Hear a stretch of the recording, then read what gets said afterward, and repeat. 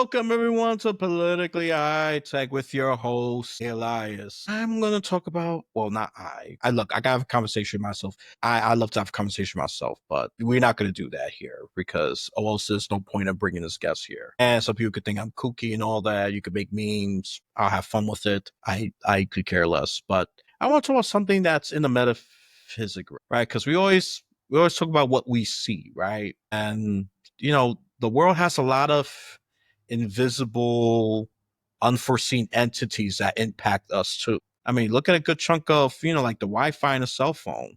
You don't see no wire, telling you that they're connecting you to the cell tower. That's, some kind of invisible energy, right? Reception on the phone. That's a good example of that. Yeah, they have the cell tower, but you don't have a physical wire connecting your phone to a cell tower. You know how limited your movement will be? Let's think about that, right? And we believe it very easily, right? Because it works. Electricity. I mean, come on. Now all that is visible, even the wind. Not visible either, but you feel it. You see the objects be thrown around, but that's not the wind itself. That's also invisible, but yet we feel it, right? So why are we so skeptical when it comes to spiritual beings either helping us or they ghosts, angels? Why some of us are just that skeptical? Because we just need that scientific proof, and it asks for that when it comes to the wind. And but we're gonna dive into it, and this is coming from, I'm gonna say this loudly, as a teenager who was pretty agnostic at one point because of I used to be depressed and all that. But that's over like 20 years ago. And I had weird things that happened to me that actually changed my mind. I said, this is not something that secular science could easily explain. This is something more. I mean, I'm just gonna go over this real quick before I introduce a guest here, and so I'm gonna let her take the reign here. I'm just gonna be asking questions. One, when my father died, it was only just the clouds concentrating around his grave. It poured very heavy where he was at. By the time we drove, I will say, if I'm gonna use a measurement, a very unconventional measure, like 3 blocks away, it was nice and sunny. Just that particular area, that small little area, was a rainstorm. A very small. Normally the radius is much larger, much more broad, but it was just at that little area, at that grave site, that graveyard.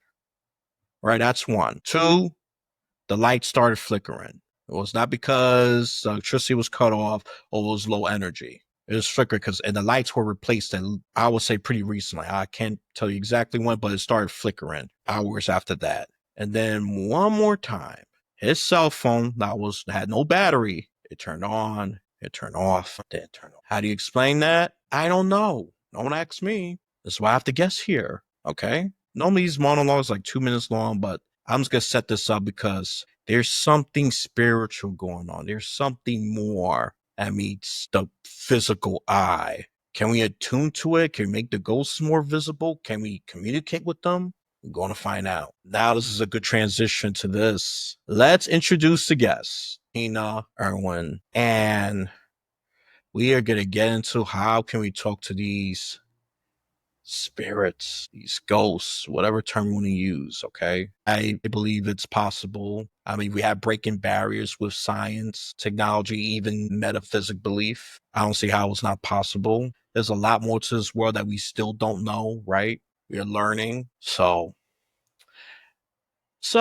before I start, Tina, what do you want the audience, the listeners and the viewers to know about you before we get into this? Well, first of all, thank you for having me and for opening up your show to some very fascinating ideas and concepts. I would like your listeners to know that I'm a retired naval officer. I retired at the commander level. So to work with the submarine force, and that's who I worked with for 20 years, you have to be very left-brained, science focused, cause and effect, action and reaction, very, very rooted in science to be able to work with some of the most intelligent men. I can't even begin to tell you how remarkable these men were, because when I was in the Navy, I retired in 92. When I was in the Navy, women could not serve aboard submarines. So I worked with them on shore stations, and I've been on every class of submarine, but not overnight. When you deliberately submerge your ship, you have to go beyond the dials, the technology I watched these remarkable men feel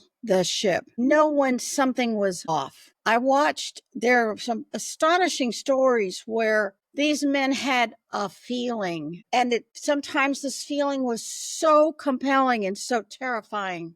They didn't know what to do about it. And then a lot of them talked to me because apparently I was pretty open to this. And I wasn't going to sit there and tell these remarkable men that they were crazy. I wanted them to believe in what they were feeling and then work out the problem the best they could. Lives were at stake, and some of these men saved hundreds of lives by honoring that feeling. That feeling is metaphysics, meta meaning beyond the physics you think you understand. So that's a little bit about my background. Yes, I'm an intuitive. Yes, I do psychic things, but I also want people to understand the science behind you think you see or sense or feel a ghost. What is that? What happens when you die? There's a mechanical process that is very science based that you can explain because the process is the same for every living thing that dies, whether it's a plant, a horse, or a human being. When you begin to understand the process, then you begin to open these doors of understanding, and the fear of death can begin to leave you. But what replaces it? Maybe instead of but, and what replaces it is a sense of hope and love. Because at the end of the day, this is only about love and how that manifests when you're in a mortal body and when you're not. So that's a little introduction there. Feel free to elaborate if you want. Okay. I call that the new guest privilege. All right. I'll stop now and then. So if you have a question, just jump in. Are ghosts real? Of course they are. Let's go back to physics. Energy is neither created nor destroyed. That's a basic law of physics. So when something dies, it has to become something else. Death isn't an end, it's a transition from one state of matter to another. So when people say, oh, there's no such things as ghosts, it's like, oh, no, no, no, no. You cannot deny physics because you think it violates some spiritual creed. It doesn't work that way. The energy that animates an individual continues when the mortal body is no longer required. That energy that defines you will continue to define you long after the mortal body has become compost. And we know this because when a loved one dies, we immediately in our brain separate body and soul. You probably put a body in a ground or cremation, but you talk about the soul of that person because you know it lives forever. And you talk about how much you love the soul. You don't talk about how much you loved that person's body. So when you look at how we logically divide this in our head, now we can move forward and go, all right, there are such things as ghosts, but how can we be sure about that?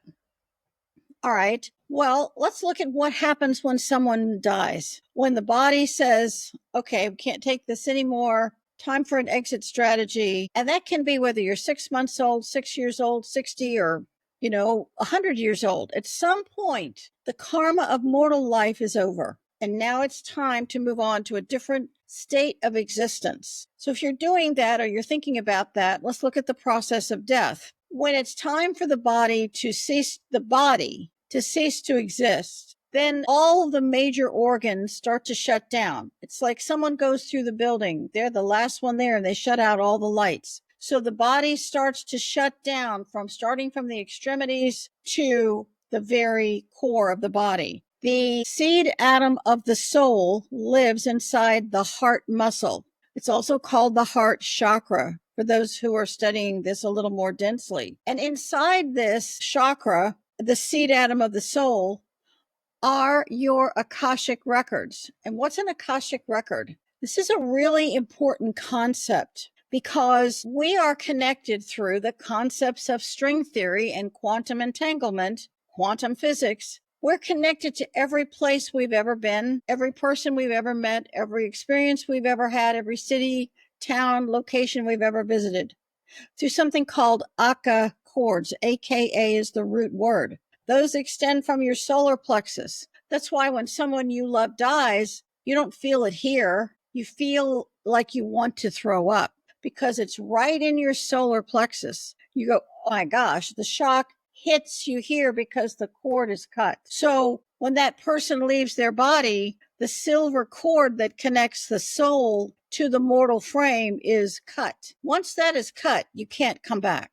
You're considered dead by basically the higher realms. So then the energy that animates the soul has to leave the body. And we know this is true because a Russian scientist by the name of Kirillin created something called Kirillin photography. And he and his wife actually photographed the energy of a soul leaving a body. When somebody takes a picture of your aura, they're taking a photograph of an energy field around you. Don't get wrapped around the axle about an aura. It's just an energy field. Plants have it, animals have it, a lot of stones have it. It's an energy field. That's what Star Trek was using when they used dilithium crystals, the energy field of a crystal. So we know that whether it's, a crystal like this that has piezoelectric qualities, they use crystal radio sets in World War II.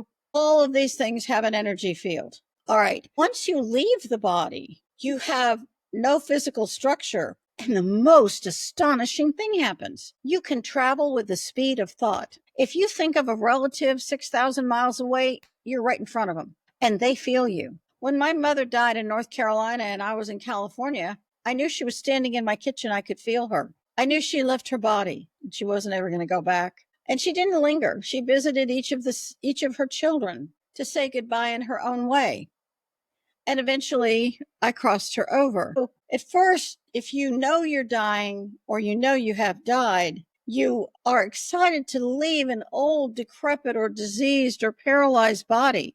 The freedom is amazing. And you ricochet among family members or locations. And then sometimes you don't see your body anymore, much less your relatives. A little piece of information that's important, and that is every person's death is as unique as the soul themselves. So when someone says, oh, all ghosts have unfinished business, I would prefer not to lump everybody into the same, box here. Maybe they don't have unfinished business. Maybe they're thrilled to death to leave a body that just was in so much pain. That's not unfinished business. And so you enter what's called the fourth dimension. This dimension where we're having this conversation is a land of time and space and gravity. Without gravity, there can be no time. You cannot measure your days without gravity that anchors you in place. But in the fourth dimension, there's no gravity. You can move freely. The problem is you don't really know what it is you're supposed to do next. I mean, if you ask 100 people, what do you do when, at the moment of death, they go, beats me. I don't know. I don't know what I'm supposed to do. Am I supposed to do something? And the answer is yes. You're supposed to look for the light. In the movie Ghost with Patrick Swayze and Demi Moore and Whoopi Goldberg, it was a remarkably accurate depiction of what happens when someone is killed. They don't recognize they're dead. Patrick Swayze just kept running after the man who murdered him. He saw the light, but he was confused. That's far more realistic than almost anything I've seen. And then he is hit with this realization that he died and he grieves the life he isn't going to have. He wanted a life with Demi Moore. He had things he wanted to do, but he's not going to get to do that now. Had he moved directly into the light, that would have been the next normal, logical path. Well, if he had done that, we wouldn't have this remarkable film. That was a low-budget production that made a ton of money. Good for them. So when he eventually sees the light again, what does he say? You can't imagine the love. That was also exceptionally accurate. And the people who meet you, the love that embraces you is beyond the vocabulary mortal people have to define it. Even if I was this amazing poet, and I am a writer, there aren't really adequate words to describe the feeling of love that comes within that light. Sometimes you feel it as love of relatives, but really it's the love of God. Again, it's indescribable. So when you're looking at all of this, you realize that when you cross into that light, you're entering the fifth dimension. I call it the heaven world. And when you cross over into that, there are people you know, who you love, who will meet you, including animals you have loved. Your dog, your cat, your bird, whatever you loved will meet you there as well. And then if you had an arduous life, a life of pain, you are given enormous amounts of healing, not because they're healing a physical body, which doesn't exist, but there is an emotional pain and emotional suffering that many people have had that they really need to have that deep, profound healing. Eventually, you sit down with what are called counselors of divine wisdom. You can ask them any question. They will go over this life and previous lives. They will help you to understand the difficult people that you had to deal with in this life, or why your child died, or why you were a widow or a widower, or why this terrible thing happened to you, or why your plane blew up. They help you to understand in ways no mortal person could offer you. They give you this massive karmic view, because every action we take is a karmic action. So let me stop for a minute. How are we doing here? No, this is fascinating. I normally don't get this excited visibly, but this is beyond what I normally talk about. Yeah, I've talked about heaven, I've talked about spirituality, but I love that example you put because I watched Ghosts and I love that movie. That's one of my favorite movies of all time because to me, and this is ironic, but this is pointing my blind spot. As a kid, I feel like there was so much truth to it. Even though I couldn't articulate it, I couldn't piece it together. I feel like there's some truth to it. And look, this is connected to God. You don't have to use this whole Christian cultural bias saying that this is false. God has talked plenty about spirits. Okay, in the Bible, look Revelation, read that part. That's touching more the metaphysic with symbolism and all that. Is it clear to understand for a lot of you? No, not for me either. I'll be honest. That's one of the few chapters that boggles my mind. But not going to get to the Christian stuff that much. This is fascinating because, we just say, oh, we die, you go to heaven, you go to hell. So that's a good transition to my next question. Do souls go to hell? There is no mention of that. That is a really important question. In the movie Ghost, which a remarkable number of people have seen, it's really maybe we would call it a cult classic for lack of a better word, or a classic film. We'll use that term. When the bad guys die, you see these they're about 3.5 feet tall. They have a name. They're called lower realm intelligences. They do exist. I've cleared many a location of them, and I cross them over. I don't cross anybody over with prejudice. Well, you're bad, so I'm not going to do that. No, no, no. All beings need the light of the divine. It's not up to me to judge. So when they come for him, he goes to a much darker place. I'm not a student of the Bible. I will be the first person to say that. But we do know that in our Father's house are many mansions. We have heard this for years. That's so true. In the levels of what someone might call hell are also many levels of frequency. The mansions in the heaven world are levels of frequency. So if you have committed murder or multiple murders, or you've done terrible things to people or caused great suffering, then there are going to be beings that want to take you so that you can come back again and continue to perpetuate that suffering. You will reincarnate. So this brings up a really, really important question. We know that serial killers are born. And I ask myself, well, like a lot of people, where do they come from? I mean, we've talked to, I'm aware of parents who talked at the age of 4. They would wake up and their kid had a butcher knife over them in the middle of the night. They'd wake up absolutely terrified. They'd have to lock this child in the room, which sounds like child abuse, but some of these children would murder siblings in their sleep. How does that happen? And the answer I'm offering doesn't mean that I have every answer. I'm offering a potential answer, is that when things happen to people and they are faced with a karmic decision and they choose poorly, pieces of their soul are shaved off, life after life. And you start with character disorders, personality disorders, narcissism, and immature personality disorder, and people who are addicted to adrenaline and addictive personality disorders.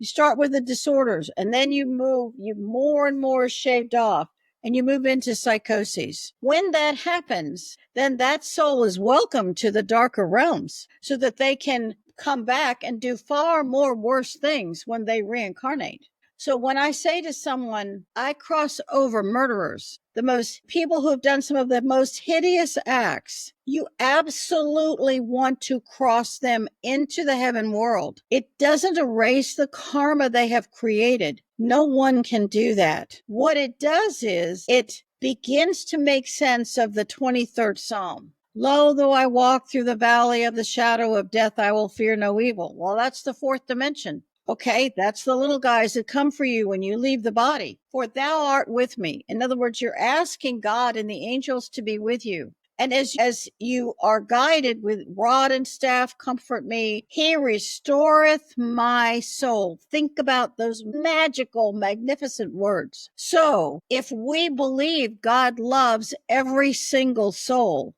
and you have a soul that's had life after life of bits and pieces of shaved off, where they have no conscience, they can torture children or murder with no feeling whatsoever, because that part of them has been destroyed. How does that get healed?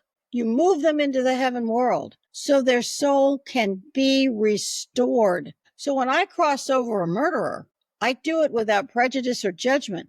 This is not my job to judge that. It's way beyond my pay grade. That person enters the heaven world, and where they go in the heaven world is based on their frequency at the moment of death. They still have to work through that karma. How that happens, I do not know. But those parts of them that were so stripped can be restored. Now what happens is when they come back, they're coming back from the higher realms restored. They may have a very difficult life ahead of them, and hopefully they will make wiser choices. So understanding that, yes, that can take place. And if you have an individual who murdered your loved one and the police kill the murderer, it's completely logical to say, my gosh, he should go right to hell. Really don't want to do that. Cross them over too. And I wrote this book called The Crossing Over Prayer Book. And in this book, there is a prayer to cross over a murderer. It's a prayer to cross over someone who took their own life, to cross over someone who was a murder victim,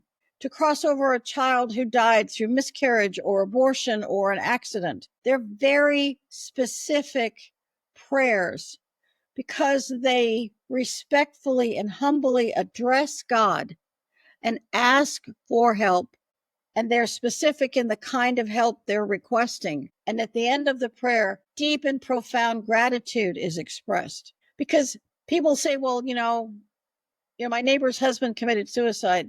I'll pray for them. Great. What are you saying? What prayer are you saying? Are you using a compassion prayer for suicide?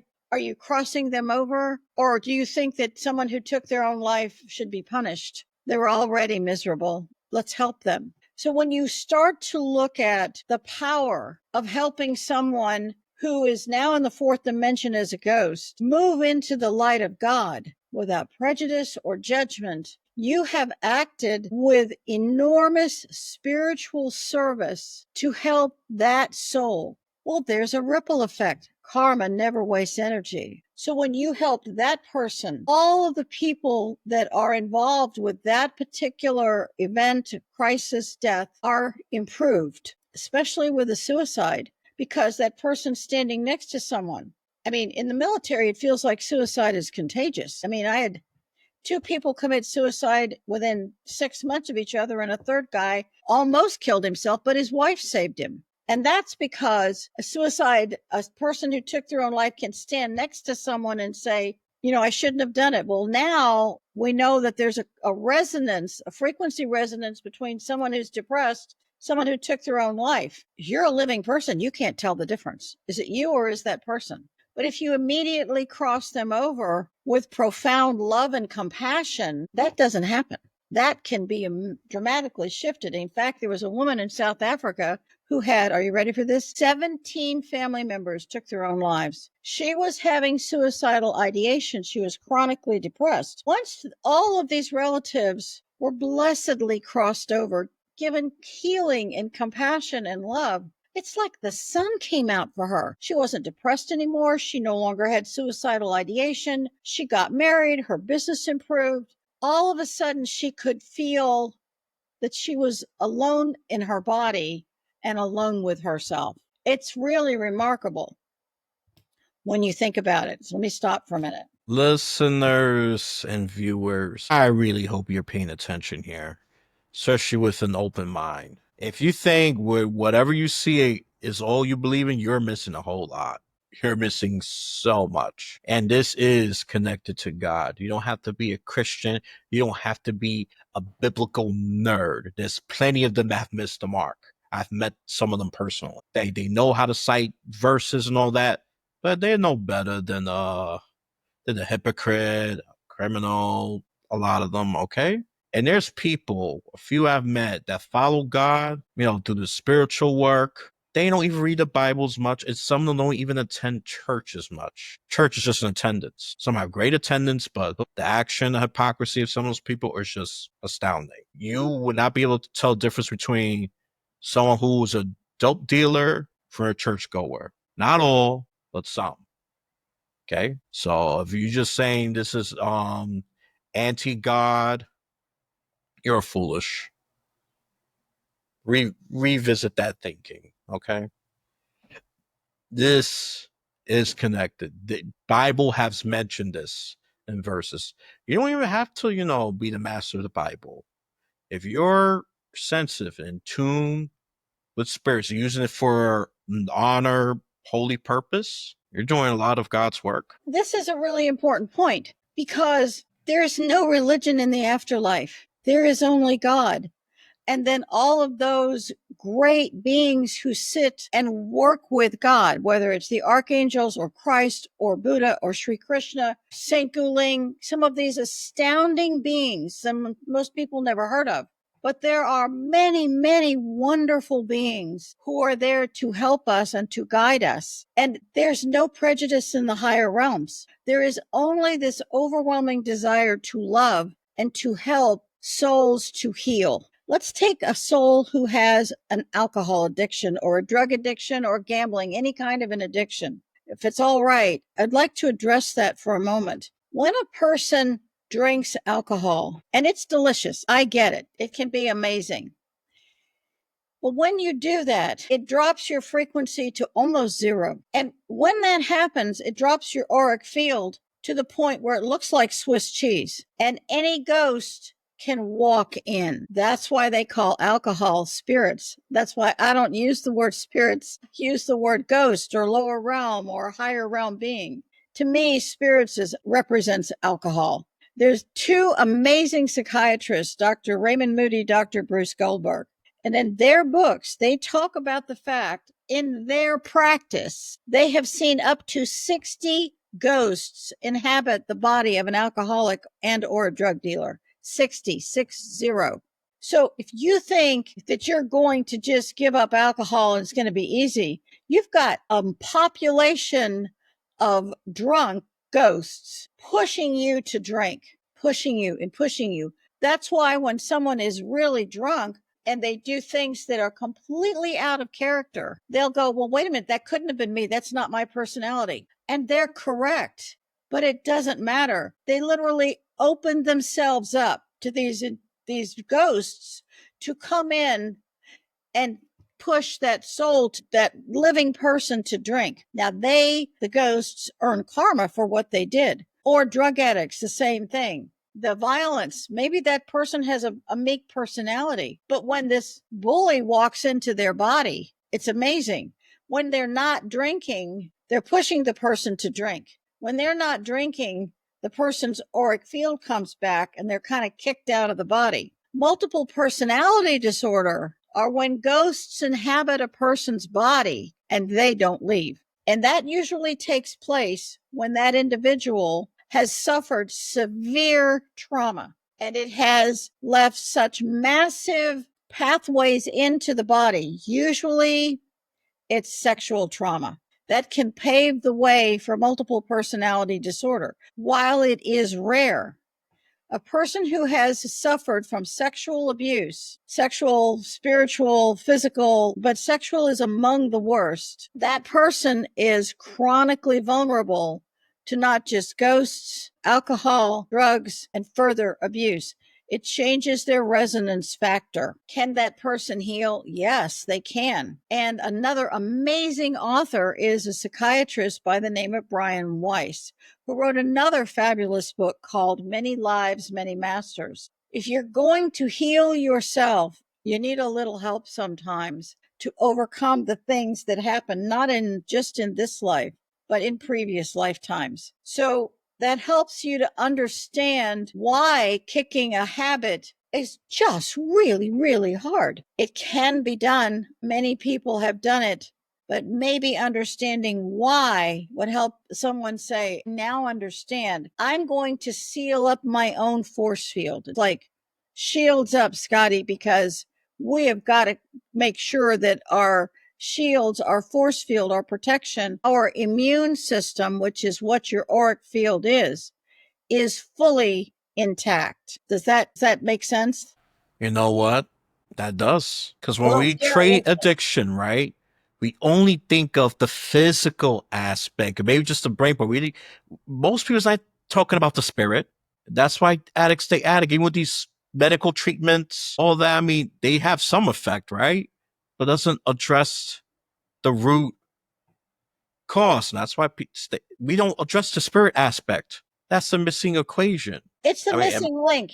It's absolutely such a huge missing piece that if you could do that, you might be able to help these people. So at Alcoholics Anonymous, imagine if they were to say the crossing over prayer at every single AA meeting. What would happen? It might be astounding what would happen to that person. Or if they kept a copy of that prayer on their body and, just fold it up and they carried it with them. I mean, I have mine in luggage because I get bombarded. So basically, I have copies of the crossing over prayer with me all the time so that if someone's coming toward me, I'm immediately crossing them over without any, outward signs of it. It makes my life a lot easier. this is a game changer for so many people who has struggled, really don't know any better. And this is, to me, it's just, I don't know, my brain is like connecting, these multiple light bulbs going on. I said, now I'm beginning to understand the addicts I know better because there's a spiritual takeover. And it makes sense. I mean, the reason why I use God because I understand, I'm more familiar with the Bible, but Buddha, Vishnu, all these other good beings, to me, they all are starting point a pathway to heaven at the end of the day because they all have common themes. Not going to be too religious, but they all have common themes of love, compassion, right? Being a good human being. All that's in there. Sadly, dude does religion cross wars. Yeah, that does. But we're not talking about that. We're talking about something higher than that. We're talking about the spiritual realm that a lot of us are disconnected. Even those who study the Bible, y'all disconnected from that. Guard your heart. That this is what God is talking about. Exactly. Set up your barriers against the ghosts that want to take over, being possessed. That's exactly what it is. Thank you. That is exactly what it is. It is a temporary possession. And, when you're sober, then they have to leave. But you have people who are functioning alcoholics. They've got somebody with them all the time. It is a form of possession and they want that sensation. And one of the terms, the very, very old fashioned, they called it old magic terms, were hungry ghosts. They were hungry for the sensation of alcohol. They were hungry for that. And when medicine only treats body parts instead of the entire body, much less the whole soul, it's an astounding thing. Let's talk about something else that seems really kind of out there, but it has to do with organ transplantation. Let's say that you're a diabetic and you receive a kidney and a pancreas. And let's say that the person who died, donated the organ, didn't know they were going to do that. To donate an organ, you have to be physically alive. You cannot be dead. They developed brain death so that families would feel like there was no hope for their loved one, especially if somebody shot themselves in the head, but the rest of the body was able to be maintained. Then they take that person's organs, they put them in a new person. Okay, well, now you have the energy of a person who committed suicide inside your body. Think about that. Okay, you want to live, so you take those organs and you're grateful. Well, the donor, who is now really dead, because you can take 52 body parts from a human being and put them in somebody else, whether it's the corneas or lungs or all kinds of body parts, 52 of them, including bones. It's a little bit chilling. And when that happens, for the person who eventually dies, there's no anesthetic given when the organs are taken. So that person goes through a great deal. This is probably going to upset people who go, oh my gosh. And someone very close to me received 2 organs, a lot of rejection problems. That's because the donor was really angry. So I got a phone call and I said, let's cross this donor over. Let's talk to him. This is an opportunity for you, the recipient, to express gratitude, bring in angels, offer this individual healing, this young man who was so depressed. So we did that. And the person who received the organs went from like 25 different anti-rejection drugs to 3. It was jaw dropping, and all the rejection problems stopped. Well, that would be true for everybody that got something from that man, because he's travel with the speed of thought. Let's put these pieces together. He's ricocheting among everybody that got the organ. He can't really be dead because all these parts of him are still alive. I mean, I wrote 3 ghost books, ghost stories from the ghost point of view. So what I'm offering in this conversation is the viewpoint of the person who died, whose organs were taken. If someone you know has received an organ, in the Crossing Over prayer book, there are all kinds of prayers to say for the organ donor, for the organ donor's family, for yourself, for your own healing. We cross that donor over, and it's as if his life, the living person's life, calmed down. The organs last longer. It's been over 20 years since he received 2 organs. His anti-rejection drugs, he's now down to 2. So when you have that kind of a situation, it's not up to me to judge, is organ donation a good thing or a bad thing? I don't know what the karma of the situation is. So I am unable to judge in any way, shape, or form. It's a violation of spiritual law for me to even consider such a thing. What I can do, and I encourage everyone to do, cross that soul over. It's something, you don't need a medium. For God's sake, you can do it yourself. On my website, ghosthelpers.com, there are many prayers. They're absolutely free. If you want more detailed prayers, yes, the Crossing Over prayer book is going to offer you all those prayers, and it's an audiobook. I had an individual, I did a radio show in Belgium several years ago, right after the prayer was written, and he beta tested it for me by walking through the battlefields in Europe, saying this prayer over and over and listening and feeling himself being touched by these ghosts. And they kept whispering, thank you, thank you, thank you. He didn't know whether they were World War I soldiers or World War II. He didn't care what side they fought on. No judgment, no prejudice. When we do spiritual service, it elevates us. It shifts our frequency higher. It puts us in a much more noble place, not egotistical, noble yet humble place of service to humanity and to God by helping in this way. Listeners and viewers, I really hope you're paying attention here. Rely on all these natural remedies. Don't get me wrong, it's good, but you're not addressing the missing link, some of you. And this is why you still have chronic problems. I'm not saying doctors are useless. I'll never say that. They got their place, they got their purpose. But if you tried everything secular, physical, problem persists, you gotta think meta, okay? Try thinking Beyond. meta. That's all I'm gonna say. Well, I feel yeah, go ahead. When this individual told his doctor that he crossed the donor over, you know what that doctor said? He didn't bat an eye, and he said, yeah, we know if you cross the donor over, their rejection problems drop to almost 0.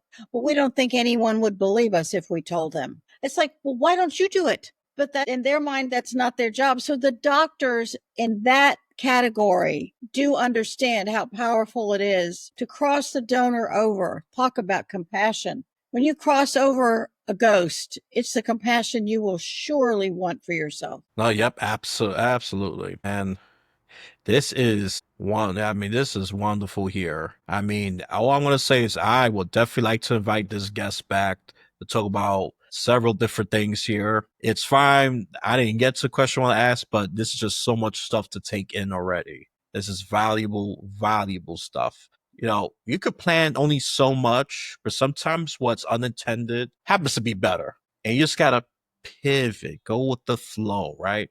Don't go by how you think it should go. It's normally not the best path. But if the unattended hidden path just comes, take it, especially guided by spirit. It's a heck of a lot better. I know it's we human beings need to increase our frequencies, our sensitivity to these things. I'm going to leave it at that.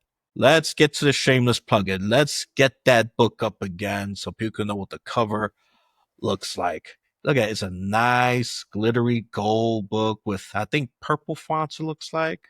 It's a blue font, and the gold is representative of the light of God. Right. Yep. Oh, so it's a blue font. Okay. Yep. So it's a blue font with glitter gold representing the holiness, the light, or whatever religion you believe in. That's the light. Okay.